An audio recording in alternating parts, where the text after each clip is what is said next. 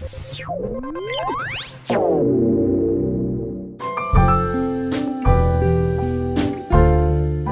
ร่วงมันเป็นเรื่องธรรมชาติผมคนเราร่วงอยู่แล้วมันไม่มีวิธีไหนที่จะห้ามผมไม่ให้มันไม่ร่วงได้ผมคิดว่าคนเราเนี่ยผมร่วงเนี่ยเป็นประจำได้ทุกวัน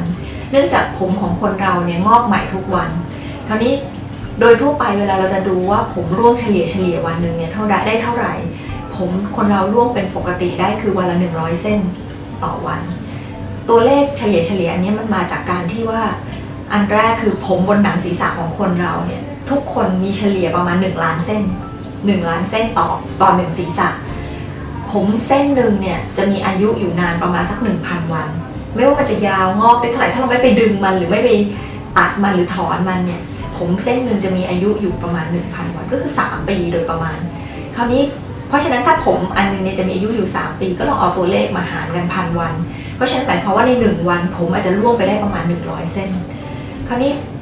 ถ้าผมร่วงน้อยกว่า100เส้นต่อวันหรือประมาณ100เส้นต่อวันอย่างนี้ยังถือว่าร่วงปกติอยู่ไม่ได้ถือว่าเป็นการร่วงที่ผิดปกติร่วงมากกว่านี้ถึงจะถือว่าผิดปกติอันนั้นคือวันทั่วไปที่ไม่สระผมแต่ถ้าวันที่คนเราสมมติถ้าเราสังเกตดูเราไปสระผมเนี่ยเวลาที่เปียกหรือหนังศีรษะที่เปียกเส้นผมที่เปียกจะยิ่งอ่อนแอและร่วงได้ง่ายขึ้นเพราะฉะนั้นถ้าวันไหนเราสระผมเปียกมีโอกาสจะร่วงได้มากขึ้นวันที่สระผมเนี่ยสามารถร่วงได้ถึง200เส้นต่อวันคือร่วงได้มากขึ้นเป็น2 เท่าเพราะฉะนั้นถ้าวันไหนสระผมแล้วผมร่วงน้อยกว่า200ก็ยังถือว่าปกติอยู่ต้องร่วงมากเกิน200เส้นถึงจะถือว่าผิดปกติถ้าสมมุติว่าเราเนี่ยคิดว่าเราผมร่วงอย่างผิดปกติ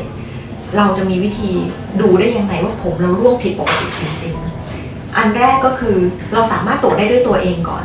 โดยทั่วไปเรามีเทสพิเศษที่เวลาที่หมอเนี่ยจะเทสว่าให้คนที่ผมร่วงแบบที่ร่วงแล้วเยอะผิดปกติเนี่ยยังไงหมอก็จะใช้วิธีจับเส้นผมเนี่ยออกมาเป็น1 กรัมหนึ่งอาจจะอยู่ที่สักประมาณ50เส้นโดยประมาณเสร็จแล้วลองรูดผมของตัวเองดูถ้าสมมุติว่าเราดึงผมรูดออกมาตลอดสุดแล้วเนี่ยมีผมร่วงติดมือออกมาเนี่ยอยู่ประมาณสัก5-6เส้นอย่างเงี้ยถือว่าผมร่วงมากผิดปกติคือปกติคนเราถ้าเราดึงผมทั่วไปบางทีมันอาจจะร่วงติดมือมาสัก1 เส้นถึง 2 เส้นอย่างนี้ยังถือว่าปกติอยู่เพราะฉะนั้นอันนี้เป็นอันแรกที่เราจะตรวจด้วยตัวเองได้ว่าเอ๊ะฉันผมหลุดร่วงง่ายผิดปกติไหมถ้าสมมุติว่าผมหลุดร่วงง่ายในลักษณะที่หยิบออกมาแล้วติดเป็น 5-6 เส้นอย่างเงี้ยเราต้องไปหาสาเหตุว่าสาเหตุเกิดจากอะไรสาเหตุก็มีได้หลายอย่างเริ่มตั้งแต่อันแรกคืออาจจะมีอาการเจ็บป่วยในช่วงระยะเวลาประมาณสัก6 เดือนที่ผ่านมาคนบางคนไม่เข้าใจคิดว่าผมร่วงเยอะๆจะต้องมีการป่วยอยู่แถวช่วง3 วัน 7 วันจริงๆไม่ใช่ถ้าเราเคยป่วยในช่วงประมาณสัก3 เดือนถึง 6 เดือนที่ผ่านมาแล้วอยู่ๆผมมันร่วงเยอะอย่างเงี้ยยังถือว่าเป็นการป่วยครั้งนั้นเป็นสาเหตุได้นอกเหนือจากการเจ็บป่วยแล้วก็จะมีการเข้ารับการผ่าตัดการคลอดลูกหรืออะไรก็ตามที่เราต้องเสียเลือดมากพวกนี้เนี่ยทำให้เกิดผมร่วงเยอะๆได้อย่างคนที่ตั้งครรภ์หรือท้องเสร็จปุ๊บแล้วเนี่ยพอคลอดลูกเสร็จในช่วงแรกๆผมอาจจะยังไม่ร่วงผ่านไปสัก 3-4 เดือนผมจะค่อยๆร่วงเยอะขึ้นอันนี้ถือเป็นปกติของคนหลังคลอดที่จะมีผมร่วงได้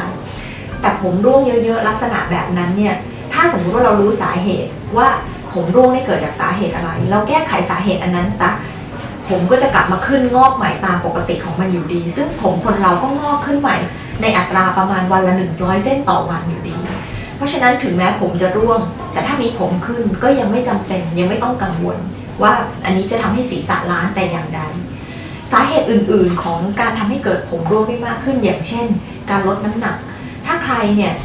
ลดอาหารจำกัดอาหารได้รับแร่ธาตุหรือพลังงานสารอาหารไม่เพียงพอกับร่างกายพวกนี้เป็นสาเหตุให้ผมเนี่ยหลุดร่วงง่ายหรือผมงอกช้าขึ้นมาได้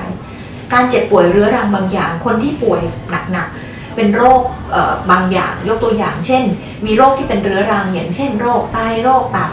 เบาหวานกลุ่มพวกนี้ทำให้บางทีผมจะบางลงหรือผมงอกช้าหรือร่วงมากขึ้นเนี่ยก็เป็นได้ค่ะเพราะฉะนั้นถ้าเรารักษาอาการกลุ่มลักษณะดังกล่าวแล้วเนี่ยให้ดีขึ้นได้ผมก็จะกลับมาเหมือนเดิมโดยทั่วไปเนี่ยเวลาที่เรารู้สึกตัวว่าผมเราร่วงมากถ้า ถ้าสมมุติว่าเราจับแล้วเห็นผมร่วงเยอะๆแบบที่หมอพูดไปเมื่อกี้เนี่ยหมอแนะนำว่าจะให้ดีที่สุดคือควรไปพบแพทย์เพราะแพทย์เนี่ยจะสามารถวินิจฉัยอาการผมร่วงลักษณะอย่างเงี้ยว่าตกลงเกิดจากสาเหตุอะไรจะได้รักษาได้อย่างถูกต้องถ้าสมมุติว่าเป็นสาเหตุบางอย่างที่รักษาได้แต่คราวนี้เนี่ยมันก็จะมีผมร่วงบางอย่างที่เป็นธรรมชาติหรือจริงๆบางทีผมไม่ได้ร่วงแต่ลักษณะผมบางเห็นหนังศีรษะมากขึ้นพวกนี้เนี่ยจะเป็นอีกกลุ่มหนึ่งที่เรียกว่าผมบางจากกรรมพันธุ์คนไข้พวกนี้ก็จะเหมือนผู้ชายที่ศีรษะล้านเวลาอายุมากขึ้นหรือผู้หญิงบางคนก็จะผมบางในกรณีที่มีคุณพ่อหรือคุณแม่ผมบางอยู่แล้วตอนที่อายุมากขึ้นอย่างเงี้ยถือว่าเป็นผมบางที่เกิดจากกรรมพันธุ์กลุ่มพวกนี้จะเป็นพวกที่รักษายากกว่าเพราะว่ามันถือว่าผมที่บางอันนี้เกิดจากเหมือนกับเป็นลักษณะการแก่ของเราที่เราจะต้องเผชิญเวลาที่เราอายุมากขึ้น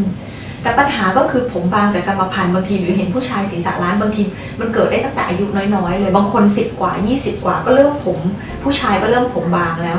พวกอย่างนั้นก็มีเหมือนกันกลุ่มพวกนี้การรักษาอาจจะไม่สามารถรักษาด้วยตนเองได้เนื่องจากจะต้องใช้ยาบางอย่างในการปลูกผมหรืออาจจะต้องมีการกินยาบางอย่างเพื่อกระตุ้นให้ผมเนี่ยงอกขึ้นมาซึ่งยาเหล่านี้เนี่ยเป็นยาควบคุมจะต้องสั่งจ่ายโดยแพทย์เท่านั้นเพราะฉะนั้นคนไข้ในกลุ่มนี้หมอแนะนำให้ปรึกษาแพทย์ดีกว่าค่ะเรามีวิธีดูแลเส้นผมยังไงให้มันร่วงน้อยลง